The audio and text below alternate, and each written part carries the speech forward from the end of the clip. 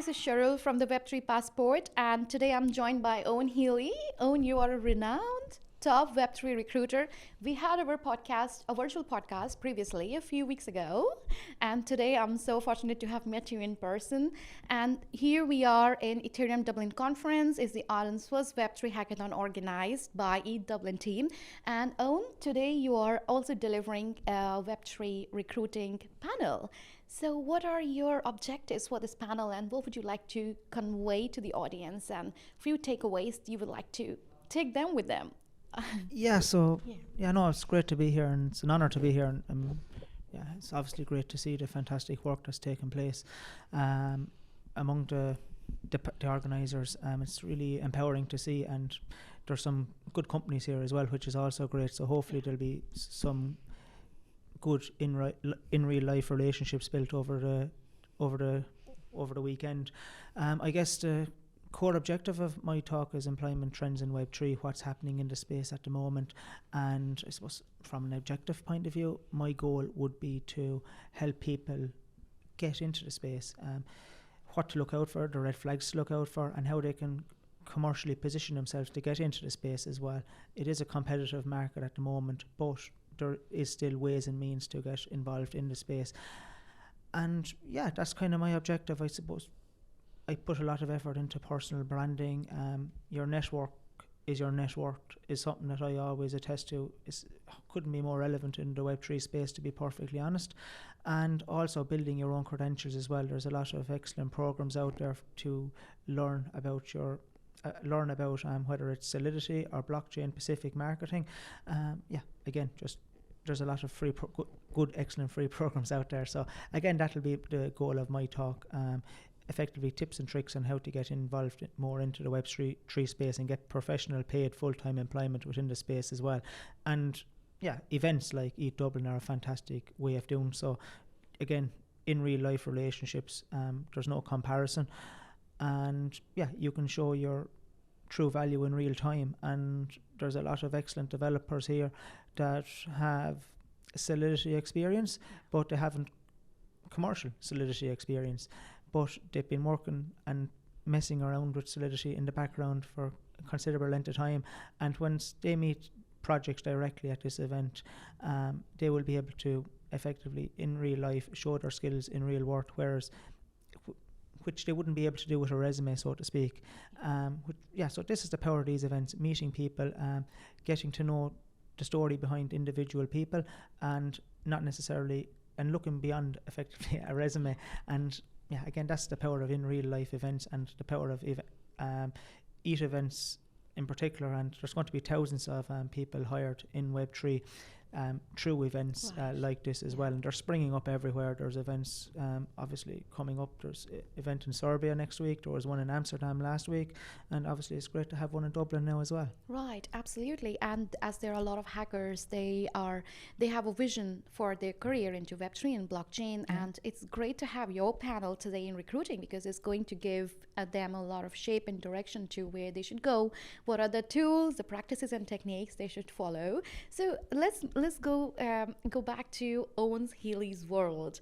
Owen, you have several years of experience in recruiting, and then followed by blockchain and Web3, and now you have started your own recruiting firm called Owen Healy Blockchain Talent. Yeah. Yes. So what's going on in your world? Very busy.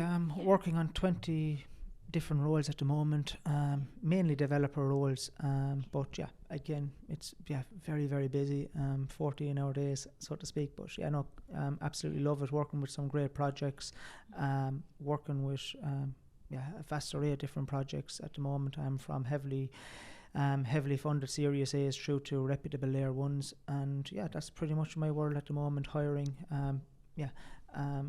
for some good projects, and meeting some great candidates, the same as it was for the last 2.5 years. So nothing has changed really in my side. It's just that still very, very busy, and long may it continue. And again, I suppose the market in general, yes, there is a bear market, and projects are more specific about the individuals joining their project. So for example, given there was there was obviously more roles than candidates during the bull market, and now it's the other way around. So but again, there's still ways of getting involved. There's still great DAOs out there to participate in, and there's still great projects raising funds and still hiring.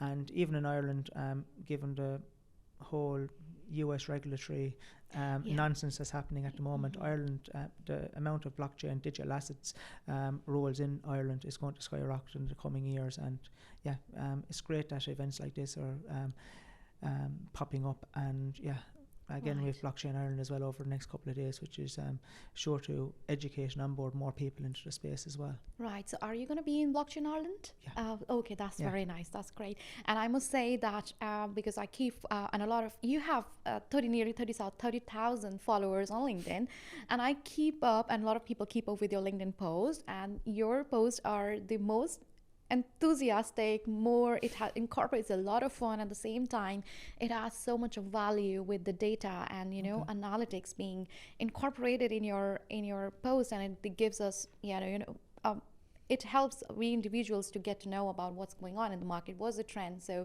along with the fun, we get a lot of knowledge from all your posts. And you were also creating content. I think I remember talking to you when you mentioned that you're creating at least 3 hours, you're spending 3 hours a day in creating content. 15 hours a week, 15 hours a week in content. Lovely. So what do people say about it? What have you seen the impact that your content has made on the recruiter on the candidates? And have you I'm sure you must have received a lot so of it helps me commercially to put a lot of effort into my content, simply because I don't like outreach recruitment isn't really something that I particularly enjoy.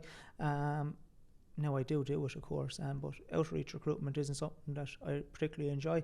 I would rather candidates come to me, and I think that the content that I produce is very good in bringing candidates to me rather than me go looking for them. Right. So it pays off in other ways, absolutely. So no, it's and I like to educate people about the space as best I possibly can as well.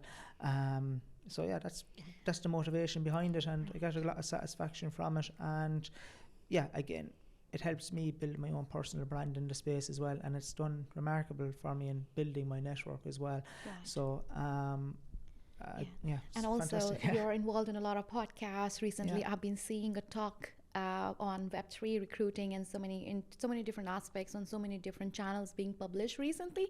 So that's phenomenal as well, and guiding a lot of candidates and shaping their idea of how to get into this space and encouraging them constantly. You were recently in some conferences. Would you talk about what trend did you see in those conferences you have attended, and what were your key takeaways from attending those conferences you were in recently? So I guess so for example, I guess from the Avalanche Summit a couple of weeks ago that I attended, I suppose the main buzzword to come out of that conference was regulation. There's a lot more respect for regulation within the space compared to last year and 2 years ago. By the same token, I think there's a respect that a lot of regulators still don't really know what they're doing, and they're still trying to navigate the space. But equally, there is a healthy respect for regulation now, or a lot more within the general blockchain space in general. And there's, I think, like obviously funding is a lot more difficult. Web3 funding has decreased in Q1 2023 over 80%. So obviously projects have to put in a lot more effort in order to attain those funds, and that's been a key buzzword and how strategies and means to raise funding for your project during a bear market. You really do need to show a lot of proof of work now to raise the relevant funds that are required to build and scale your project. Interesting. In the bull market, it was very easy. Yes, that was very easy then. And on the regulation side, are recruiters happy hearing about this new regulatory framework MiCA came in about? And would you have some content? Would you have some thoughts to share on the regulatory side? How do you feel about it? Because it's in a lot of conversation these days. We had a panel discussion on MiCA framework, introduced that it will be implemented in 12 months' time in Europe, and then probably 18 months' time in other parts of the world. So yes, again, your like opinions. I think, like everyone should have a healthy respect for regulation within the space, and I think that I just think that as long as the regulations are reasonableness, have a degree of reasonableness, I think everyone, the vast majority of people within the Web3 space and blockchain space are happy to go along with it. Just that as long as the legislation isn't anarchic, I think most people are willing to engage with the regulators and help effectively educate the regulators to some extent as well. Right, interesting. And in 2023, where do you see recruiting in Web3? I know you have answered this question previously, that there is a lot going on in recruiting space. It's evolving. So when you started, and now when you see this space, now you have your own blockchain talent recruiting. So how do you see this all revolving, like where it was and where it's going now? It's becoming more challenging space to be. Yeah, but again, so like during the bull market, if a client had maybe 4 key requirements, they would be happy to settle for 3 of those 4 key requirements. Now they want all 4, and understandably so. The people are out there in the vast majority of cases. Top blockchain developers will obviously command top dollar. Still, there's no changes in that respect. But non-technical disciplines admittedly have suffered considerably. Marketing probably being the most affected. To be honest, product and business development have improved over the last couple of months. But I would say that salaries for non-technical domains in particular are normalising a bit. They're coming slowly, they're slowly gravitating towards Web 2 level. So it was like the salaries during the bull market were crazy in a lot of cases, whereas now they're becoming a lot more normalised, I suppose. And I guess growing areas, Go Ethereum is becoming really popular at the moment. I think Golang is going to be the language of 2023 in Web3. You could say that from a recruitment perspective, I think a lot of Web3 recruitment agencies were built on Rust recruitment in particular, and I think Golang is going to be a vertical, and a lot of recruitment is going to be done in Golang in 2023 within the Web3 space in particular.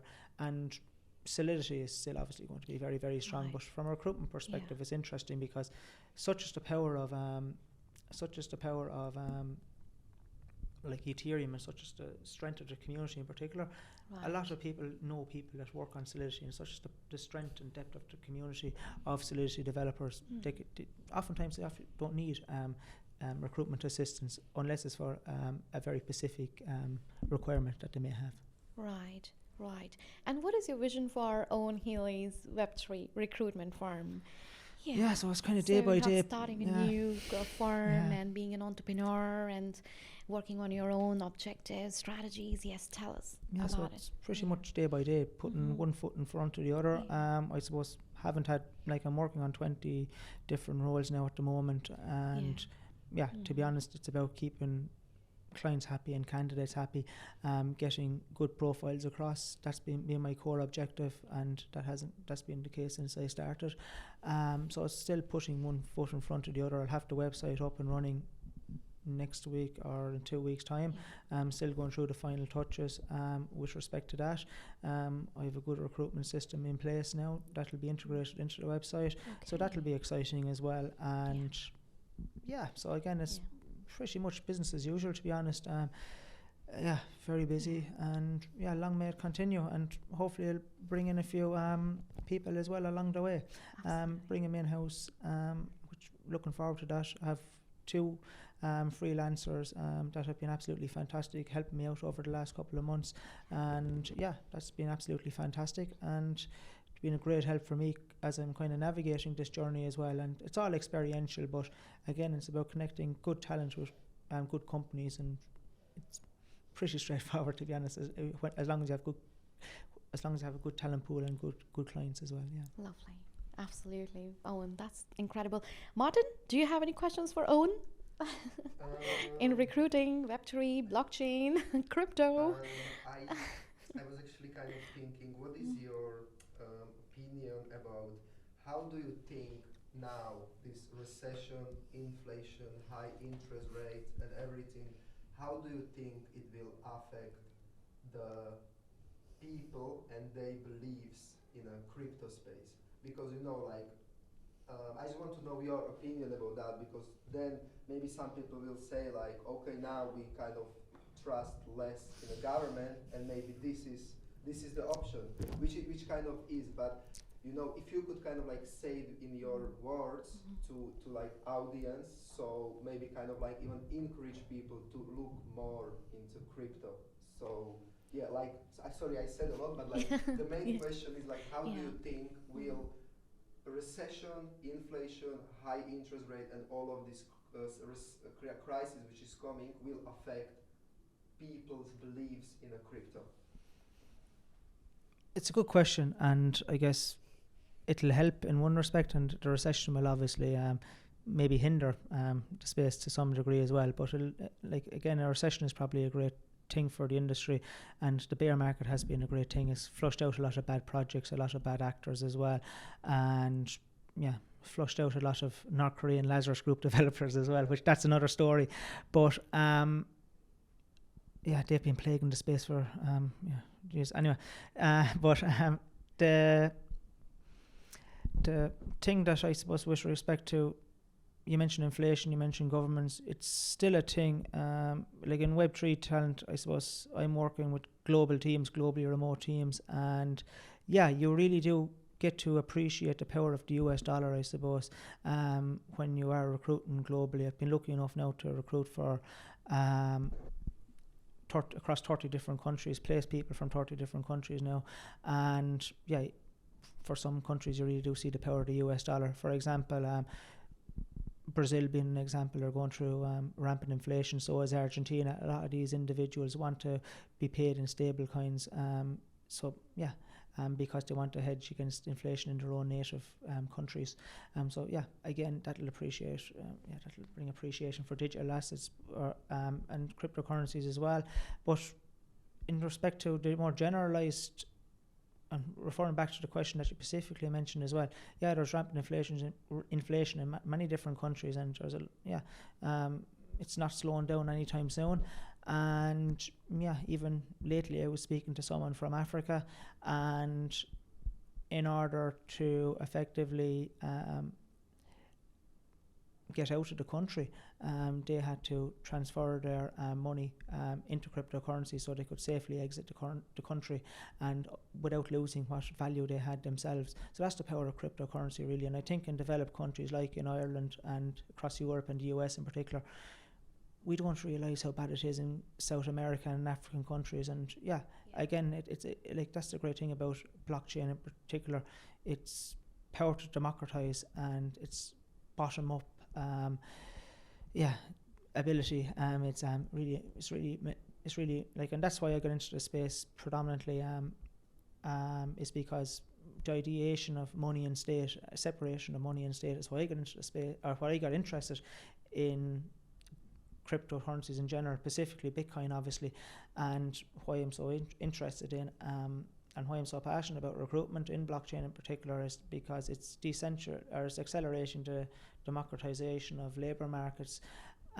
So for example, I've been very lucky to hire from Pakistan over the last 2.5 years some great Rust developers, for example, in Pakistan in particular, earning good salaries, considerably more than what they would be earning in a Web2 environment, for example. And like in a Web2 context, they will be working for maybe a dev studio in Pakistan, for which will be effectively contracted to a major organization, and they will be sweatshop devs effectively. They'll be earning meager salaries, whereas now in a Web3 space, they're working on Solidity or Rust, for example, and they're earning considerably more. And it's great, and they can do it in their own countries, and they can contribute substantially then to their local economies as well. So again, I hope that answers your question. Interesting. Amazing And answer. And also Lebanon as well is a very good example of how absolutely. people are using crypto, because they are not allowed to take money out of their banks, and that's how all the younger generation is now getting into crypto too. So that's one of the example. And other South American countries like Cuba, they don't even have electricity at times, so they struggle with internet. And I think in order to access a lot of Web3 content or blockchain, they have to use certain VPNs, and VPNs are only capable of giving you that content when you have good internet. And there are so many different challenges to not being able to access content, not being able to educate themselves. So I was talking to somebody in Cuba recently. So she told that people want to learn, they want to get into this field, but there are so many challenges that are constrained to them, and they are being imposed by other authorities that have an influence on that part of the world, Latin American part of the world. People have a lot of ambition and they want to grow in this, but they don't have the resources to do so. And in parts of India as well, and Pakistan as well. But coming back to Lebanon is one of the very recent case of what's going on there. Okay, cool. That has been a very insightful and thought-provoking conversation. Thank you everyone for listening to me, and listening to us. Thank you everyone for being here and listening to us, and Owen for sharing your incredible insights, and all the very best for your panel discussion. Much appreciated. Thanks very much. Thank you.